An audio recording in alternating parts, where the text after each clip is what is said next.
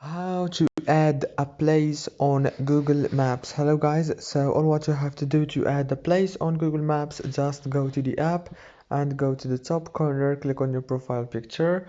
Now scroll down and click on the settings option down here.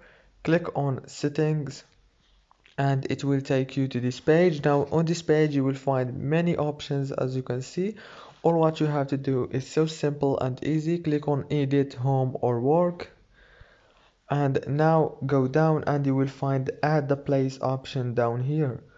Click on it and you can add a place very easy and fast. Just enter an address here and everything will be done.